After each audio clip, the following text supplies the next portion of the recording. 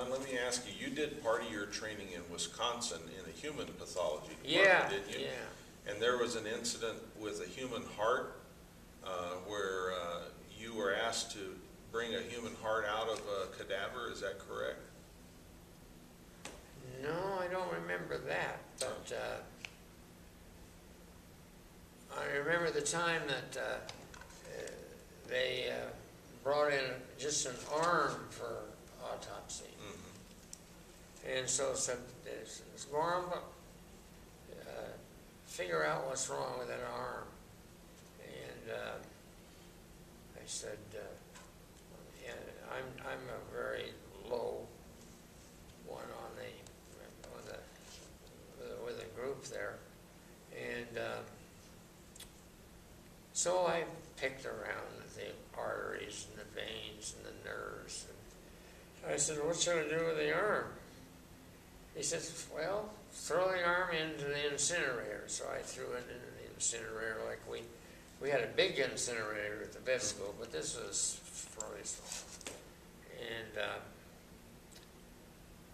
And I burned the arm up. And then the surgical resident come running in. He says, where's the arm? My patient wants his arm back. And I said, I burned it up.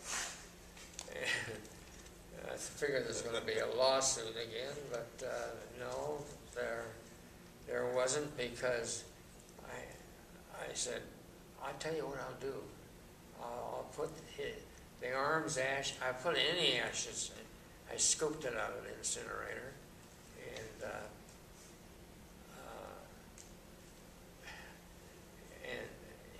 into a coffee can. And I said, here, take him in his arms and ashes back. Well, it could have been any ashes in there. So, but I enjoyed the time I was in Wisconsin. And of course, you can cut this out, but my roommate in the veterinary school department was Sir McFarland Burnett, who got the Nobel Prize. Wow. So, of course, that rubbed off on me. So one of the things that you did in your career, I know, is you took over as head of the Agricultural Research Service here. And I believe you were the third director since its formation in 1938, and that carried on until the 1980s, didn't it? Yeah, I forgot. Dr. Keith Farrell took my job, and I was delighted because he did a really fine job, and he was a character to work with. So one time, see, this is just one story after another. Sure. I'll cut you off. You cut me off. Yeah. One time we ran an experiment in ferrets, and instead of them all dying, they lived. And Farrell says, what are we going to do with these 80 ferrets? And then I did have a brilliant idea. Let's take them out to Orrin Turner's place. He's got a pig farm, and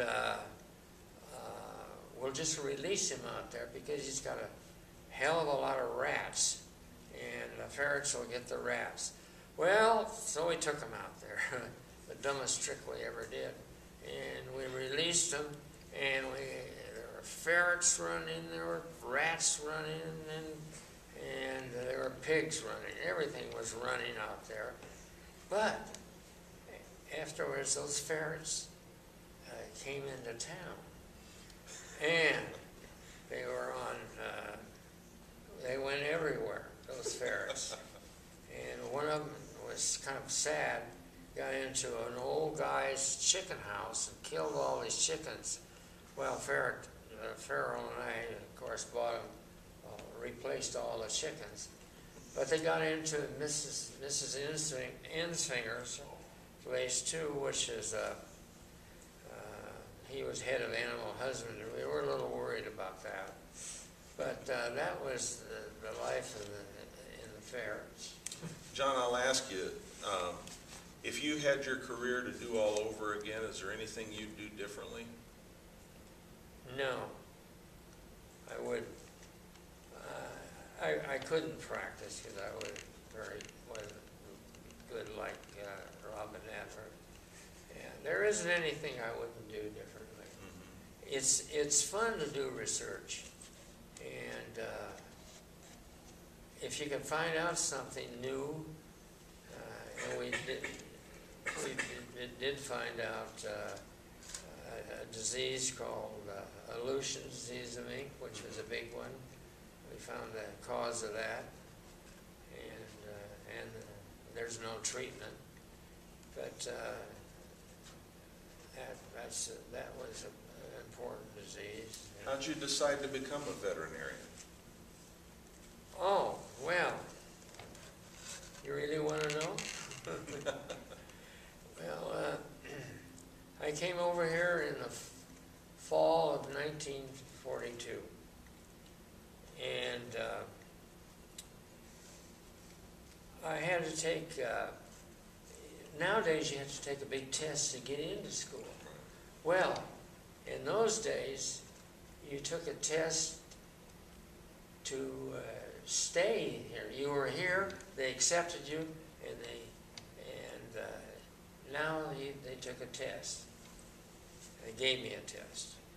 And that test was what we call dumbbell English, dumbbell spelling, and dumbbell math, because I was a very, very poor high school student.